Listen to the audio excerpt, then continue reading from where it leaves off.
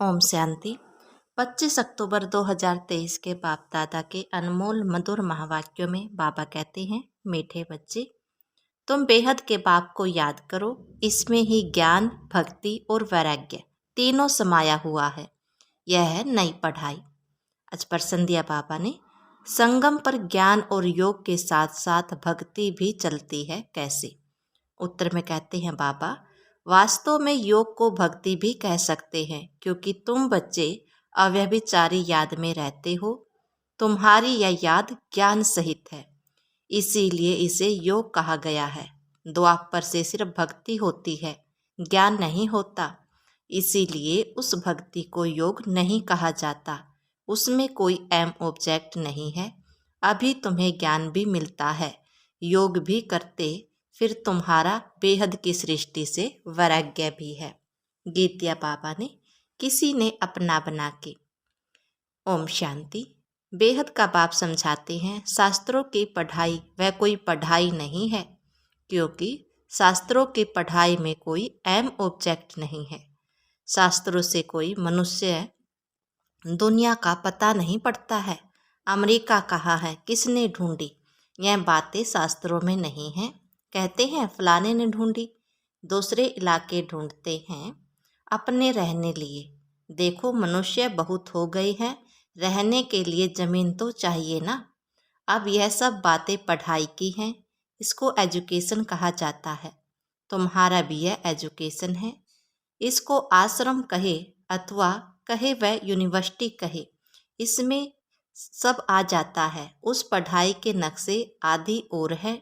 शास्त्रों में रोशनी नहीं मिलती, पढ़ाई से रोशनी मिलती है। तुम्हारी भी पढ़ाई है। बैकुंठ किसको कहा जाता है, यह न उस पढ़ाई में है, न शास्त्रों की पढ़ाई में है। यह नॉलेज ही नहीं है, जो एक बाप ही बतलाते हैं। मनुष्य तो कह देते हैं स्वर्ग नरक सब यहाँ ही है। बाप ही समझाते हैं स्वर्ग नरक किसको कहा जाता है। यह बातें न शास्त्रों में है, न उस एजुकेशन में है। तो नई बातें होने के कारण मनुष्य मूंझते हैं, कहते हैं ऐसा ज्ञान तो कभी सुना नहीं। यह तो नई वंडरफुल बातें हैं, जो कभी कोई ने नहीं सुनाई। बरोबर नई बातें हैं, न उस एजुकेशन वाले सुना सकते हैं, न सन्यासी आदि सुना सकते हैं। इसीलिए परम पिता परमात्मा को ही ज्ञान सागर कहा जाता है। बेहद की हिस्ट्री ज्योग्राफी भी समझाते हैं। ज्ञान से स्वर्ग और नरक का विस्तार भी सुनाते हैं। यह नई बातें हैं ना। इस पढ़ाई में सब कुछ है, ज्ञान भी है, योग भी है, पढ़ाई भी है और भक्ति भी है। योग को भक्ति भी कह सकते हैं, क्योंकि इसके साथ योग लगाना, उनको याद करना होता है।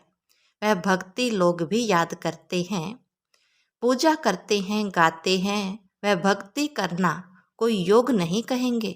समझो जैसे मीरा थी, श्री कृष्ण के साथ योग लगाती थी, उनको याद करती थी, परंतु उसको भक्ति कहा जाता है। उनकी बुद्धि में कोई एम ऑब्जेक्ट नहीं है। इसको ज्ञान भी कहते हैं, भक्ति भी कहते हैं। योग लगाते हैं, एक को याद करते हैं। सतयुग में न भक्ति होती है और न ज्ञान। संगम पर ज्ञान और भक्ति दोनों ही है, और द्वापर से लेकर सिर्फ भक्ति चलती आई है। किसी को याद करना, उसको भक्ति कहते हैं। यहाँ यह ज्ञान भी है और योग भी है, भक्ति भी है। समझ सकते हैं, वह सिर्फ भगत है, तत्व से योग लगाते हैं, परंतु उनका है अनेकों से योग, इसलिए उनको भगत कहते हैं। तुम्हारा यह अव्यभिचारी योग है। यह ज्ञान सागर खुद बैठ पढ़ाते हैं, उनसे योग लगाना होता है। वह तो है आत्माओं को ही नहीं जानते। हम तो जानते हैं परम पिता परमात्मा बाप के साथ। बुद्धि योग लगाने से हम बाप के पास चले जाएंगे। वह हनुमान को याद करते हैं तो उनका साक्षात्कार हो जाता है। उनको व्यभिचारी कहा जाता है। यह है अव्यभिचारी योग। सिर्फ एक बाप को याद करना है, तो इसमें ज्ञान, भक्ति, वैराग्य सब इकट्ठे हैं। और वह उन्हें उन्हें को सब अलग अलग है। भक्ति अलग है, ज्ञान भी शास्त्रों में अलग है, वैराग्य भी हद का है। यहाँ बेहद की बातें हैं। हम बेहद के बाप को जानते हैं, इसलिए उनको याद करते हैं। वह भले शिव को याद करते, परंतु विक्रम विनाश नहीं होंगे, क्योंकि वह ऑक्यूपेशन को नहीं जानते। विक्रम विनाश होने का ज्ञान ही नहीं है। यहाँ तो बाप की याद से विक्रम विनाश होते हैं। वहाँ काशी कलवट खाते हैं तो उनके विक्रम विनाश होते हैं।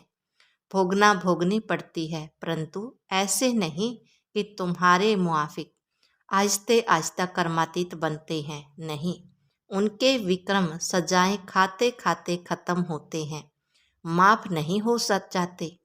तो यह पढ़ाई भी है, ज्ञान भी है और योग भी है, इसमें सब है। सिखलाने वाला एक ही बाप है। इनको आश्रम अथवा इंस्टीट्यूशन कहा जाता है। लिखा हुआ बड़ा अच्छा है। आगे ओम मंडली नाम रखा नाम रोंग था, अभी समझ आई है। यह नाम बिल्कुल अच्छा है। कोई को भी समझा सकते हो कि ब्रह्मा कुमारी तो तुम भी हो। बाप है सबका रचयिता, उनको पहले पहले सूक्ष्म वतन रचना है। ब्रह्मा विष्णु शंकर है सूक्ष्म वतनवासी। नई सृष्टि रचते हैं तो जरूर प्रजापिता ब्रह्मा चाहिए। सूक्ष्म वतन वाला तो वहाँ यहाँ आ न सके, वह है संपूर्ण अव्यक्त। यहाँ तो साकार ब्रह्मा चाहिए ना, वह कहाँ से आया? मनुष्य इन बातों को समझ न सके। चित्र तो है ना, ब्रह्मा से ब्राह्मण पैदा हुआ, परंतु ब्रह्मा आया कहाँ से? फिर एडॉप्शन होता है। जैसे कोई राजा को बच्चा नहीं होता तो अडोप्ट करते हैं, बाप भी इनको अडोप्ट करते हैं, फिर नाम बदल कर रखते हैं प्रजापिता ब्रह्मा। वह ऊपर वाला तो नीचे आ न सके, नीचे वाले को ऊपर जाना है। वह है अव्यक्त और यह है व्यक्त। तो इस रहस्य को भी अच्छी रीति समझना है, क्योंकि सबका प्रश्न उठता है। कहते हैं दादा को कभी ब्रह्मा, कभी भगवान, कभी श्री कृष्ण कहते हैं। अब इनको भगवान तो कह नहीं जाता, बाकी ब्रह्मा और श्री कृष्ण को तो कह सकते हैं, क्योंकि श्री कृष्ण सुंदर से श्याम बनता है। तो जब रात है तब कहेंगे ब्रह्मा, और जब दिन है तब कहेंगे श्री कृष्ण। श्री कृष्ण की आत्मा का अभी यह अंतिम जन्म है, और यह श्री कृष्ण है आदि का जन्म। यह क्लियर कर लिखना पड़े। 84 जन्म राधे कृष्ण के, लक्ष्मी नारायण के बताने पड़े हैं। यहाँ फिर उनको एडॉप्ट करते हैं तो ब्रह्मा का दिन और ब्रह्मा की रात हो जाती है। वही फिर श्री लक्ष्मी नारायण का दिन और रात। उनकी वंशावली का भी ऐसे हुआ। तुम अब ब्राह्मण कुल को हो, फिर देवता कुल के बनेंगे, तो ब्रह्मा कुमार कुमारियों का भी दिन और रात हुआ ना। यह बड़ी समझने की बातें हैं। चित्रों में भी क्लियर है। नीचे तपस्या कर रहे हैं, अंतिम जन्म है। ब्रह्मा आए कहाँ से, कैसे पैदा हो? तो ब्रह्मा को अडॉप्ट करते हैं, जैसे राजा अडॉप्ट करते हैं, फिर उनको राजकुमार कहते हैं, ट्रांसफर कर देते हैं प्रिंस ऑफ फलाना। पहले तो प्रिंस नहीं था, राजा ने अडॉप्ट किया तो नाम डाला प्रिंस। यह रस्म रिवाज चलती आई है। बच्चों को यह बुद्धि में आना चाहिए।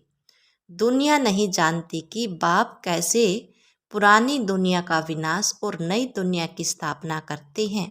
यह रोशनी तुम बच्चों को है, तुम्हारे में भी नंबरवार है।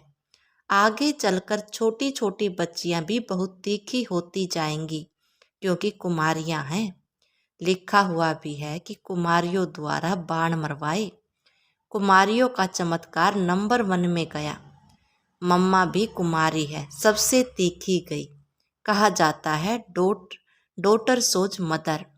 मदर तो नहीं बैठे कोई से बात करेगी। यह माँ तो हो गई गुप्त, वह है मम्मा प्रत्यक्ष। तो तुम शक्तियाँ अथवा बच्चों का काम है माँ का शो करना।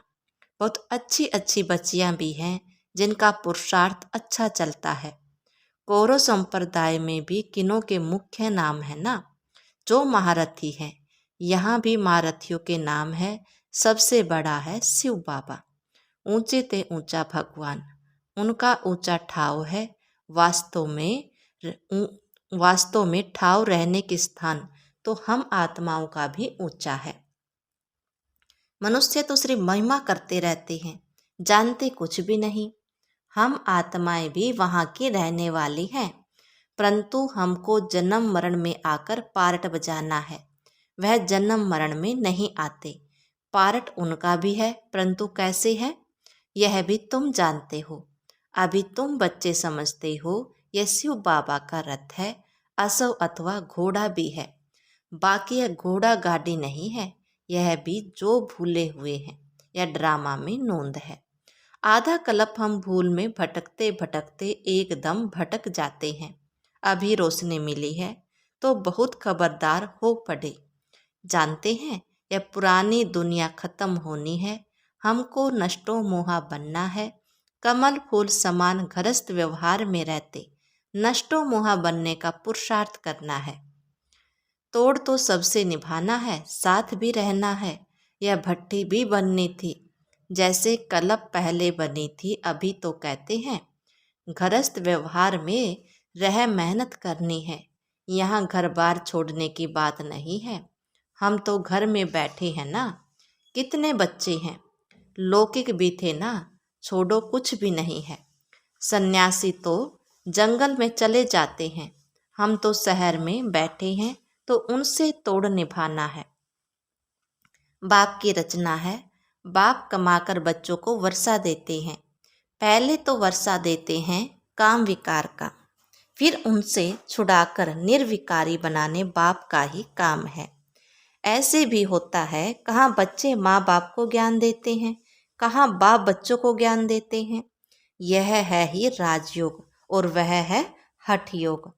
आत्मा को नॉलेज मिलती है परमात्मा से। मैं ब्रह्मा राजाओं का राजा था, अब रंक बना हूँ, रंक से राव गाया हुआ है। बच्चे जानते हैं हम जो सूर्यवंशी थे अभी शूद्रवंशी बने हैं। यह भी समझना पड़ता है नरक और स्वर्ग अलग है। मनुष्य यह नहीं जानते तुम्हारे में भी कितने बच्चे कुछ नहीं जानते, क्योंकि तकदीर में नहीं है तो पुरुषार्थ क्या करेंगे। किनकी तकदीर में कुछ नहीं है, किनकी तकदीर में सब कुछ है। तकदीर पुरुषार्थ कराती है, तकदीर नहीं है तो पुरुषार्थ क्या करेंगे। एक ही स्कूल है, चलता रहता है। कोई बच्चे आधा में गिर पड़ते हैं, कोई चलते चलते मर पड़ते हैं। जन्म लेना और मरना बहुत होता है।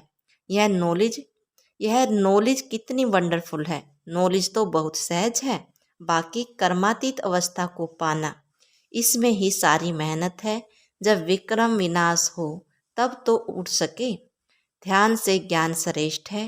ध्यान में माया के विघ्न बहुत पड़ते हैं, इसलिए ध्यान से ज्ञान अच्छा है। ऐसे नहीं कि योग से ज्ञान अच्छा। ज्ञान के लिए कहा जाता है ध्यान में जाने वाले आज हैं। नहीं, योग में तो कमाई होती है, विक्रम विनाश होते हैं। ध्यान में कोई कमाई नहीं है, योग और ज्ञान में कमाई है। ज्ञान और योग बगैर हेल्थी वेल्थी बन नहीं सकते। फिर यह घूमने फिरने की एक आदत पड़ जाती है, यह भी ठीक नहीं है। ध्यान नुकसान बहुत कराता है। ज्ञान भी है सेकंड का, योग कोई सेकंड का नहीं है। जहाँ जीना है वहाँ योग लगाते रहना है। ज्ञान तो सहज है, बाकी एवर हेल्दी निरोगी बनना इसमें मेहनत है। सवेरे उठकर याद में बैठने में भी विघ्न बहुत पड़ते हैं। पॉइंट्स निकालते हैं तो भी बुद्धि कहाँ की कहाँ चली जाती है। सबसे जास्ती तूफान भी पहले नंबर वालों को आएगा ना, शिव बाबा को तो नहीं आ सकता। बाबा हमेशा समझाते रहते हैं तूफान तो बहुत आएंगे, जितना याद में रहने की कोशिश करेंगे उतना तूफान बहुत आएंगे। उनसे डरना नहीं है, याद में रहना है, सिथर होना है, तूफान कोई हिला न सके। यह अंत की अवस्था है, यह है रूहानी रेस। शिव बाबा को याद करते रहो, यह भी समझने की और धारणा करने की बातें हैं। धन दान नहीं करेंगे तो धारणा नहीं होगी। पुरुषार्थ करना है। 2 बात की पॉइंट किसी को भी समझाओ, बहुत इजी है। यह भी तुम जानते हो, बाप 21 जन्मों का वर्षा देते हैं।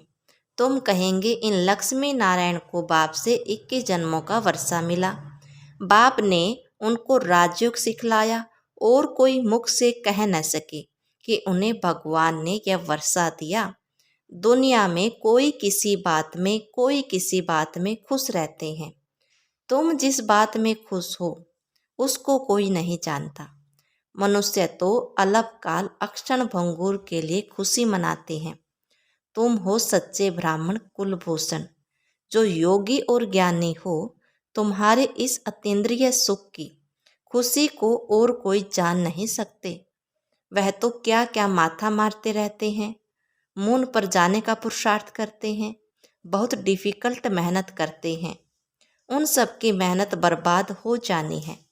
तुम बिना कोई तकलीफ के इस जगह जाने का पुरुषार्थ करते हो जहाँ और कोई जा न सके। एकदम ऊंचे ते ऊंच परम धाम में जाते हो। अच्छा, मीठे मीठे सिकलते बच्चों प्रति माता पिता बाप दादा का याद प्यार और गुड मॉर्निंग। रूहानी बाप की रूहानी बच्चों को नमस्ते। हम रूहानी बच्चों को, रूहानी माता पिता को याद प्यार, गुड मॉर्निंग और नमस्ते। धारणा के लिए मुख्य सार में कहा बाबा ने, घरस्थ व्यवहार में रहते नष्टों मोहाबी बनना है, साथ साथ सबसे तोड़ निभाते कमल फूल समान रहना है। नंबर 2, धारणा करने के लिए ज्ञान धन का दान जरूर करना है। ज्ञान और योग से अपनी कमाई जमा करनी है, बाकी ध्यान दीदार की आस नहीं रखनी है। वरदान दिया बाबा ने, संतुष्टता की सेफ्टी टिकट द्वारा भविष्य राज्य भाग्य का तख्त प्राप्त करने वाले संतुष्ट मूर्ति भव। संतुष्ट रहना और सर्व को संतुष्ट करना, यह स्लोगन सदा आपके मस्तक रूपी बोर्ड पर लिखा हुआ हो, क्योंकि इस सेफ्टी टिकट वाले भविष्य में राज्य भाग्य का सेफ्टी टिकट लेंगे तो रोज अमृत वेले इस स्लोगन को स्मृति में लाओ। जैसे बोर्ड पर स्लोगन लिखते हो, ऐसे सदा अपने मस्तक के बोर्ड पर यह स्लोगन दौड़ाओ तो सभी संतुष्ट मूर्तियां हो जाएंगे। जो संतुष्ट है वह सदा प्रसन्न है। स्लोगन दिया बाबा ने, आपस से स्नेह और संतुष्टता संपन्न व्यवहार करने वाले ही सफलता मूर्त बनते हैं। ओम शांति।